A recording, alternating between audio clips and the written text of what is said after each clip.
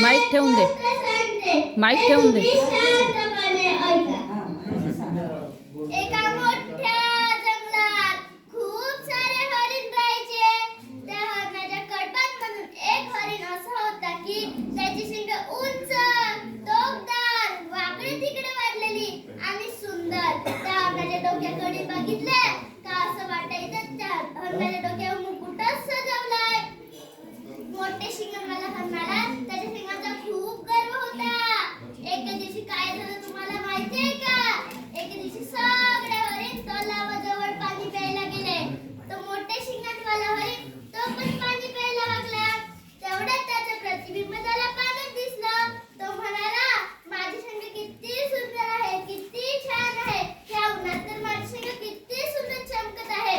ह्या शिंगांमुळे मी किती छान दिसतो. आणि या बाकीच्या हरणाची तर छे, चांगली शिंग नाही, माझी शिंग चांगली आहे. असं बोलून मोठे शिंगांवाला हरिण पाणी प्यायला लागला.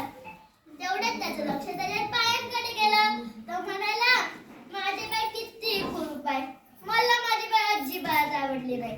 सुंदर शिंग आणि कुरूप पाय, जाऊ दे, आता मी फक्त पाणीच पितो. असं बोलून मोठे शिंगांवाला हरिण पाणी प्यायला लागला. तेवढ्यात वाघाची डरकाळी ऐकू आली. सगळे हरिण खूप घाबरले आणि आपला जीव वाचवण्यासाठी जोराजोराने जंगलाच्या दिशेने पळू लागले. मोठे शिंगांवाला हरिण तो पण आपला जीव वाचवण्यासाठी जोराजोराने जंगलाच्या दिशेने पळू लागला. पडता पडता मोठ्या शिंगांवाला हरणाची शिंग झुडपात अडकली. तो शिंग काढायचा खूप प्रयत्न करू लागला. त्याची शिंग काही निघली नाही. वाघाची डरकाळी जवळ जवळ ऐकायला येत होती. हरणाला खूप भीती वाटू लागली. आता वाघ येईल आपल्याला खाऊन टाकेल. म्हणून मोठे शिंगांवाला हरणाने आपली पण जोरात झटकली. तेवढ्यात त्याची शिंग तुटली. शिंग तुटल्याबरोबर तो जोराजोराने जंगलाच्या दिशेने पळू लागला. पडता पडता खूप दूर गेला आणि मग थांबला. त्याने मागे वळून पाहिले. वाघाची डरकाळी काही ऐकू येत नव्हती. वाघ दिसत नव्हता. म्हणून तो विचार करू लागला. तेवढ्यात तो म्हणाला, ह्या सुंदर शिंगांमुळे माझा जीव धोक्यात गेला. आणि ह्या शिंगांना मी असं मानत होतो, हे शिंग माझे किती सुंदर आहे, किती छान आहे.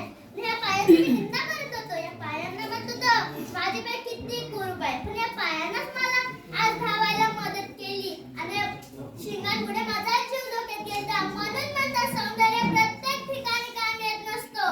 गोष्टीचं